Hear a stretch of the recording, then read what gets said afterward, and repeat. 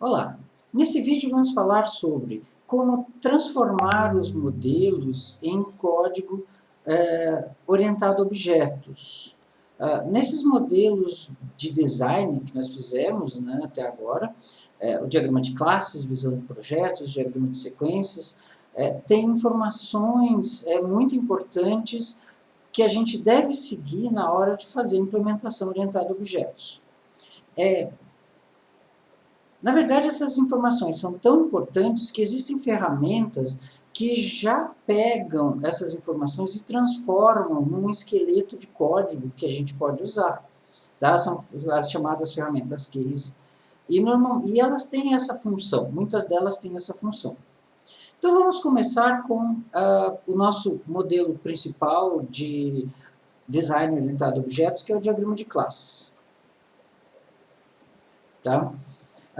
Bom, falando, implementar um sistema baseado em um modelo depende primeiro do paradigma usado na construção de um modelo e no paradigma da linguagem escolhida para o desenvolvimento.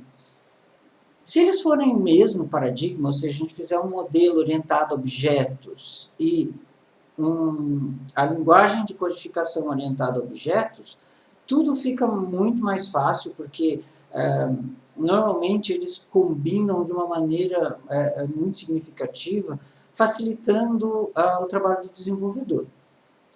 Tá? É possível usar um modelo orientado a objeto para uma linguagem que não é orientada a objetos. Por exemplo, você usar o ML e programar em Python, mas você já sabe que você vai ter que fazer certas transformações para que isso possa acontecer. A gente não vai tratar disso agora, mas existem alguns trabalhos que tratam disso. No nosso caso, a gente vai apresentar a codificação em linguagem Java, que é uma linguagem orientada a objetos e que torna mais fácil essa transformação desses modelos. Começando do diagrama de classes, visão de projeto. Bom, o diagrama de classes, visão de projeto, ele tem como parte fundamental as classes. E existe uma quantidade grande de informações que a gente pode tirar da classe para fazer a implementação.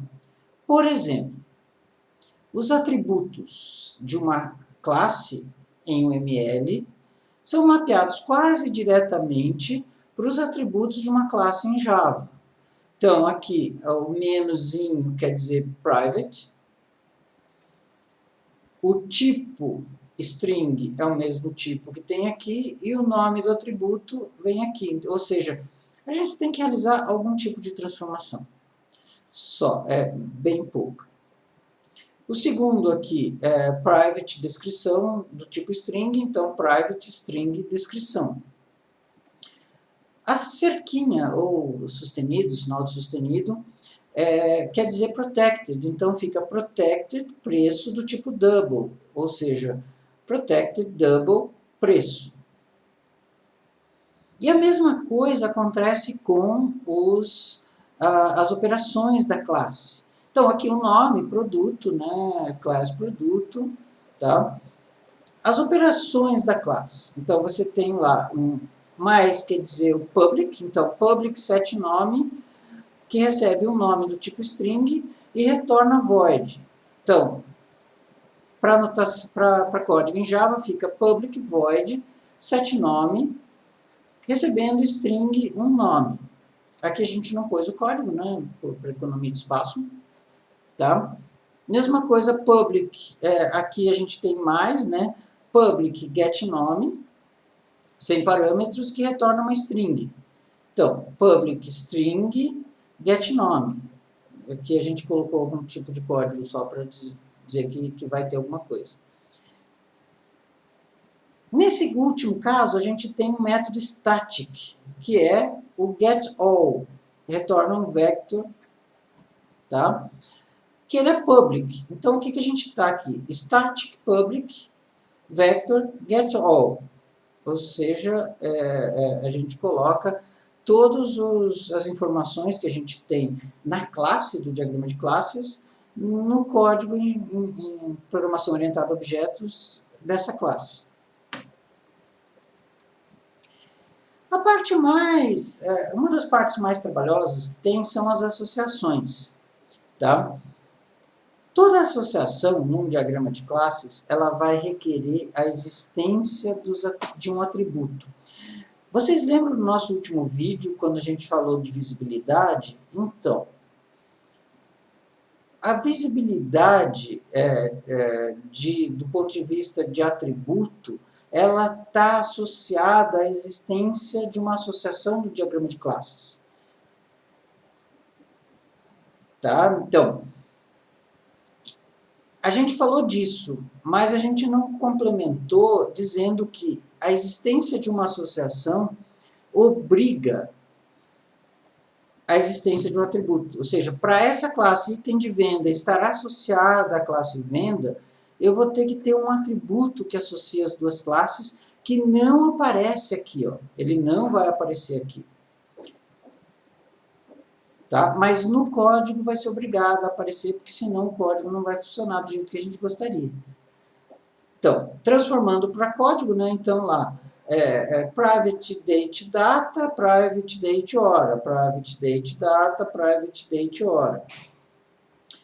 Public entrar item, passando produto e prod e QTD, e retorna void, public void entrar item, produto prod int QTD. O atributo que está relacionado com a associação, ele é o item venda, é o atributo itens, que é um array de item venda.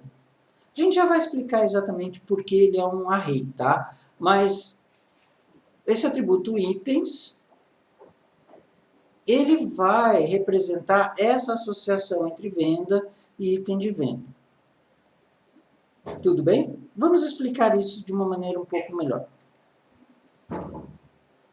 Essas associações, normalmente, elas vão ser implementadas no diagrama de classes visão de projeto, ou seja, elas vão ser modeladas no diagrama de classe visão de projeto com a definição da navegabilidade entre as classes. Então, a associação só vai existir entre TPV e venda. Tudo bem?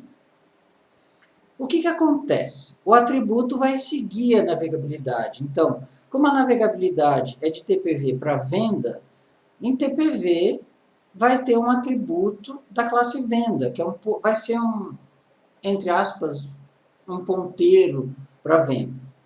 Tá? Como a gente tem aqui, class TPV, private venda V, ou seja, tem esse atributo que implementa essa associação. Tá? Tudo bem? Então, quando a gente tem uma associação, a gente vai ter um atributo. O atributo segue a navegabilidade. Olha, eu queria que vocês percebessem uma coisa. Nessa associação, a gente tem uma multiplicidade de 1 para 1. Essa multiplicidade significa que um item, um objeto de venda está associado a um objeto TPV. Então, a gente tem aqui uma variável só, não é um array, não é uma coleção, é uma variável só da classe venda como atributo da classe TPV. Quando você tem uma multiplicidade de 1 para muitos, aí então o atributo é um array, como a gente já tinha colocado no primeiro exemplo. 1 para muitos, a gente vai ter um array, ó. Então, array itens de objetos da classe itens de venda. Tá? Pode ser um array simples, pode ser uma coleção, tá? Um vector de Java, um array list. Vector existe também, provavelmente, em C#, array list existe em C# também, então, são tipos de coleções que as linguagens orientadas a objetos mais usadas, elas colocam. Tudo bem? Tá? E, novamente, a gente segue a navegabilidade da associação. Ó. A navegabilidade é de venda para item de venda. Então, a gente tem um array de item de venda na classe venda. Continuando. Quando não tem navegabilidade especificada, quando não tem... Então, no design, no modelo de classes visão de projeto, ou você põe a navegabilidade, ou você quer dizer que as duas classes se enxergam mutuamente, por questões de visibilidade. Então, a classe TPV ela tem que enxergar a loja, e a classe loja tem que enxergar TPV. Mesmo que a associação seja de um para muitos, eu tenho que colocar referências em ambas as classes. Então, a classe TPV tem uma referência para uma instância de loja, e a classe loja tem uma referência para um array de TPV.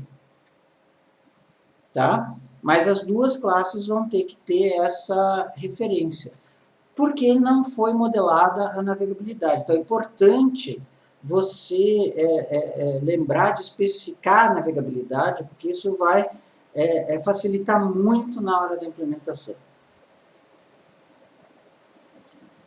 Bom, dos diagramas de classe, vamos colocar aqui, dos diagramas de classe, além disso, a gente tem heranças e interface, implementação de interface. Tanto herança quanto implementação de interface, elas vão utilizar do mecanismo da linguagem para especificar isso. Tá? Então, por exemplo, a classe TPV, uma classe, ela colocaria aqui, em Java, a gente colocaria classe TPV,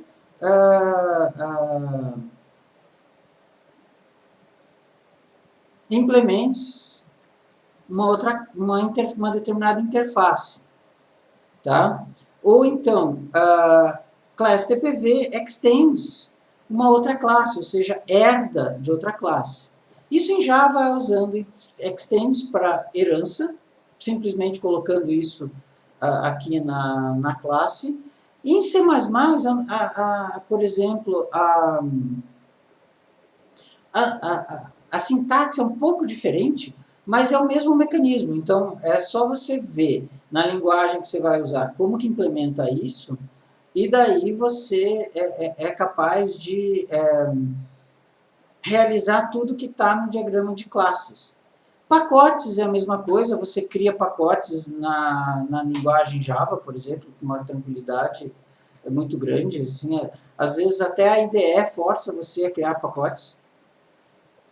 Tá? Se os pacotes já estiverem definidos no modelo,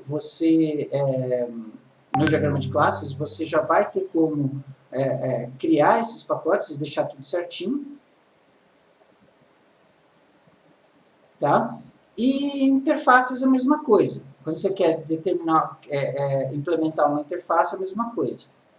Tá? Em Java tem todos esses tipos de construções, seguindo mais ou menos a UML. A UML surgiu um pouco depois da linguagem Java, mas ela aproveitou de todas as construções que Java colocou. Tá? A grande maioria delas a gente consegue modelar usando o UML. Tranquilo? Então, coisas que a gente consegue tirar do diagrama de sequência. Bom, primeiro, a gente consegue tirar a parte interna dos métodos. Ó. Por quê? Porque a gente sabe as mensagens que são enviadas e os retornos da mensagem. Por exemplo, a classe registradora, ela recebe a mensagem entrar item. Isso vai gerar na classe registradora, no código da classe registradora, a criação de um método entrar item. Dentro desse método, eu sei que ele envia uma mensagem para o objeto cat da classe catálogo de produtos, que é a mensagem obter produto que retorna um produto. Mesma coisa, ela manda uma mensagem criar item com prod QTD para a classe venda. A gente viu, na aula que a gente falou de visibilidade, então a gente viu que a classe registradora, ela está associada, ela tem uma associação para a classe catálogo de produtos e tem uma associação para a classe venda. Tá? Aqui a gente tem algumas coisas. PROD, ele tem visibilidade local para a classe registradora. Então, ele é um objeto declarado localmente no método entrar item. Então, a gente tem aqui produto PROD, ele vai receber o resultado dessa mensagem. Já está até escrito aqui, ó, obter produto. Então, produto PROD recebe cat.obter produto, passando o identificador. Cat, ele é um atributo da classe registradora, ó. É um atributo que vai implementar a associação entre a classe registradora e a classe catálogo de produto. Mesma coisa V, que é da classe venda, também é um atributo que vai implementar a associação entre registradora, a classe registradora e a classe venda. Então, a gente mapeia isso daqui, ou seja, envio dessas duas mensagens, desse jeito aqui, ó. Produto PROD recebe cat.obter produto, ID, v.criar item, passando PROD e QTD. Tudo bem? Então, a parte básica do envio de mensagens, a gente consegue obter esse tipo de informação. Mas o diagrama de sequência permite também a gente colocar, usando os command fragments, a gente consegue mapear loops, ifs, else ifs, etc., né, alternativas, no diagrama de sequência. E isso vai isso vai permitir que a gente implemente isso desse jeito que está no diagrama no código em Java. Por exemplo, esse loop aqui é um loop para ir variando de 0 e menor que n e mais, ou seja, eu estou percorrendo um vetor que é esse vetor itens, já está tudo aqui, ó. Então, como é que eu vou fazer? For, e recebendo 0 e menor que n mais, total, aqui não está no diagrama, mas o total vai receber itens índice i, né, itens índice i, ponto get produto. E daí, eu já estou mandando essa mensagem valor para cá. Então, get produto, ponto, valor.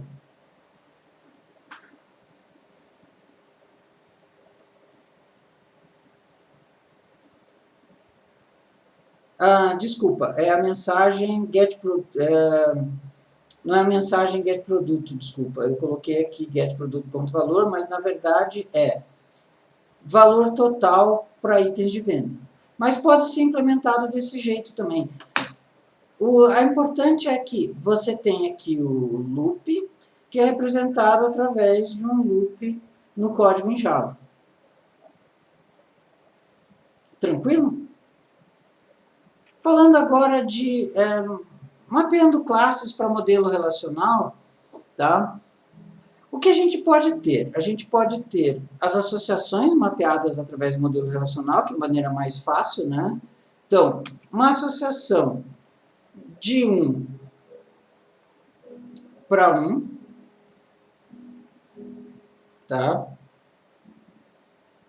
Então, a gente tem na tabela A, a gente tem o ID, e na tabela B, no campo, a gente vai ter um campo que é a chave primária da tabela A. Tá? Então, esse ID da tabela A vai ser referenciado aqui na tabela B. Então, a gente está implementando essa associação exatamente assim. Tá? Quando é uma associação de muitos para muitos, aí a gente tem que criar uma tabela associativa. Tá? Então, para cada associação, a gente vai ter essa referência à chave primária da classe que tem o atributo que define a associação. Então, a gente vê que a navegabilidade é daqui para cá, por exemplo. Tá? A parte mais complicada de implementar em modelo relacional é a herança. Então, a herança a gente pode fazer de 4 formas diferentes. A primeira forma é uma tabela para cada classe, implementando relações. Então, aqui tem o ID da tabela A, que é o mesmo, o campo ID da tabela B vai receber o mesmo valor da tabela A, e o campo ID da tabela C vai receber o mesmo valor da tabela A. Tá? Esse é o jeito mais simples de fazer, mas ele tem muitas associações, e quando você tem uma quantidade de herança razoável, ou o seu sistema é sensível em termos de volume de dados, isso pode causar algum tipo de lentidão. A gente pode desnormalizar tudo e fazer uma tabela só, com vários campos nulos, por exemplo. Vantagem disso. A vantagem disso é que a recuperação dos dados fica mais rápida. Vem mais lixo, mas a recuperação fica mais rápida. E daí, dependendo da situação, dependendo da busca que a gente faz, a gente pode mapear as tabelas 2 a 2, as classes 2 a 2, né? A e B e A e C, que nem tem aqui, a B e a C, e as classes daí, as mais procuradas, vinculadas com uma menos procurada. Então, faz um tabelão grande, com as classes mais procuradas, A e B, e uma tabela associada, que é a tabela C, com os dados menos procurados. Tá? O que isso acarreta? Isso acarreta uma economia, daí talvez uma maior rapidez, porque você traz menos dados que a tabela inteira, mas você tem as mais procuradas de uma maneira mais rápida. E a menos procurada, daí é mais tranquilo de implementar, ou a que tem menos dados também é mais tranquilo de implementar através de uma associação mesmo. Bom, então, no vídeo de hoje a gente falou sobre como transformar modelos de design em código. Então, a gente passou por como transformar um modelo de classes, visão de projeto em código, falando das classes, das associações, falei um pouco de herança, de interface, implementação de herança, implementação de interfaces, pacotes em Java, tá? E o que a gente consegue tirar dos diagramas de sequência.